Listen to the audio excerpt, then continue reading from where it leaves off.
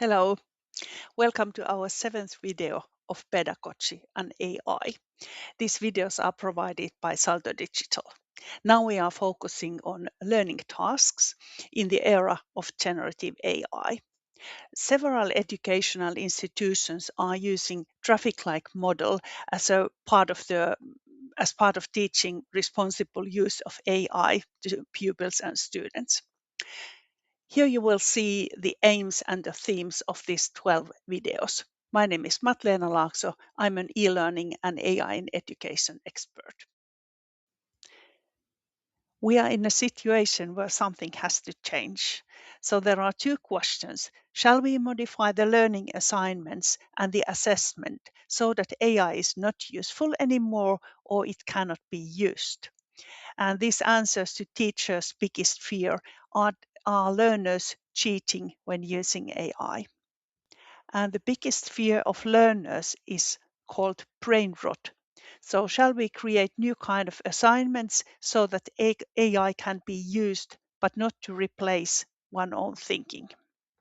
It's crucial to understand that learning is not always easy. It's not always nice. So you really have to work and make an effort of learning something, not just take AI as a tool when it seems to be too difficult.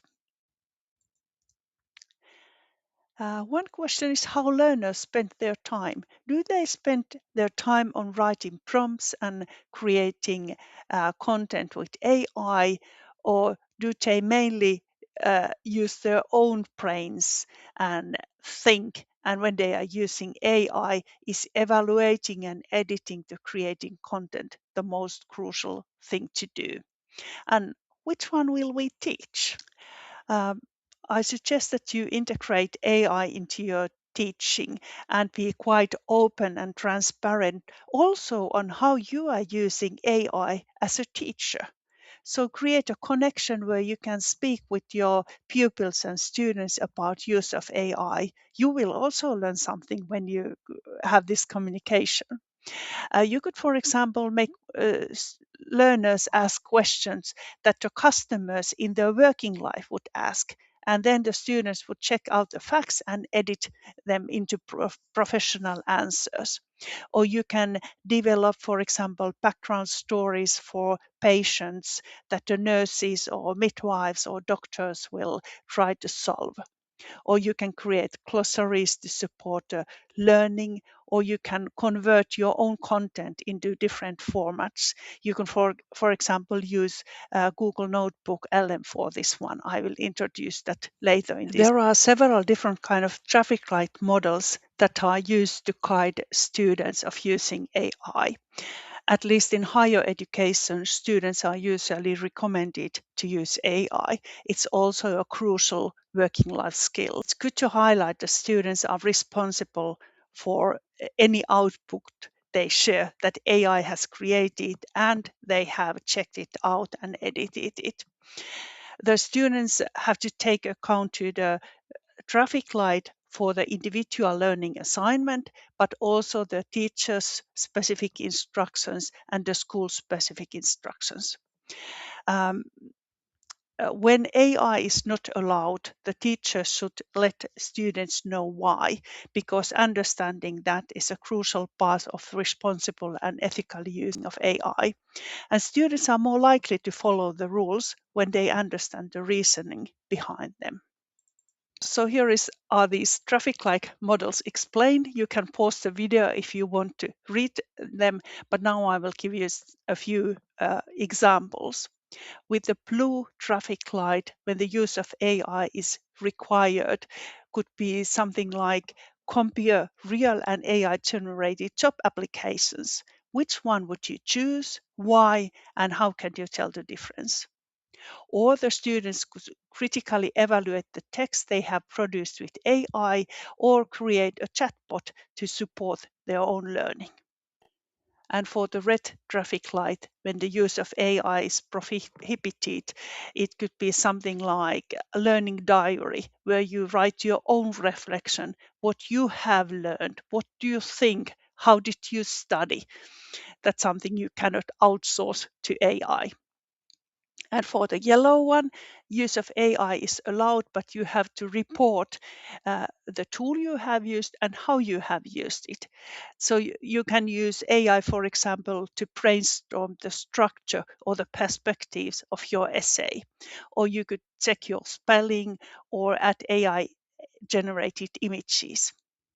Some organizations or some teachers require with the yellow traffic light that the student have to ask for permission from the teacher before using AI. And that one will open a door to a meaningful dialogue on how AI could be useful. And then for the green traffic light, students can use AI and they don't have to even report it. That could be something like student practicing an oral presentation or argumentation with AI, or students use AI to explain concepts or summaries of very complex text. There is also some critics discussed with these traffic light models. These might give a false sense of security. It's good to understand that there is no reliable AI detection technology at the moment. One one answer might be that in the assessment, you should concentrate more on the process than the final product, which could be potentially be AI generated. So you can ask for the plan and the first version and the second version and the final product.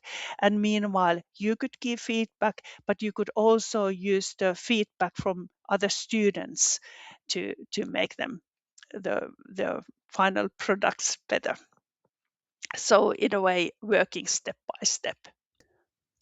There are several different kinds of simulations you can do with chatbots. For example, students could search for job advertisements and then write job application and then practice the job interview in the simulation with chatbot. Or the nursing students could create chatbots to practice interaction in different kind of situation, either the communication with patient or close relatives, or patients that have, for example, dementia or need plain language. Here's an example on how to talk about stereotypes with your students.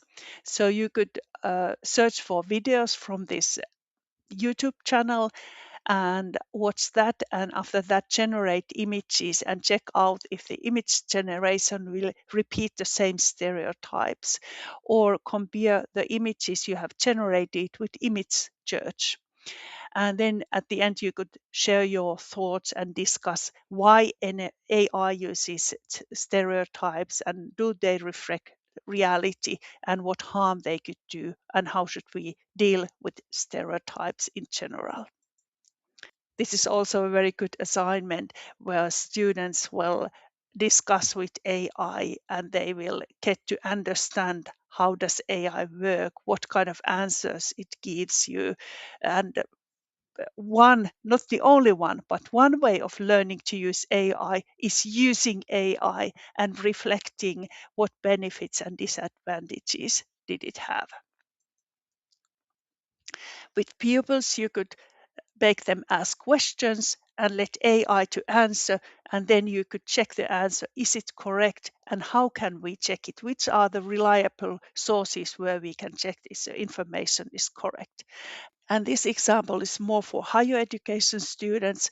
So students could, for example, document their prompts and discuss about them together to understand how others are using AI and what kind of prompt work better and what is the impact of previous skills on the use of AI, for example.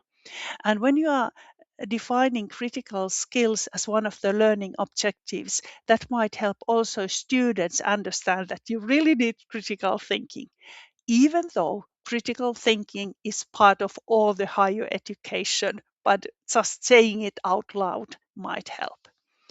And then here at the end, I have this 5 prompts to help when you are writing essays or documents or whatever you are writing in your work. So instead of just saying, give me feedback to make this text better, ask it to give feedback on the content, structure, style, or clarity. If that is what you want, you can ask AI to check the grammar and the structure of sentences. You can ask if the text is good for the target group, or you can ask AI to evaluate the structure and argumentation of the text, or you can ask it to give 3 strengths and 3 areas of improvement. So ask for feedback, but specify what kind of feedback you want to have. And instead of asking AI to write it all over again, get the feedback and do the writing by yourself. That was it.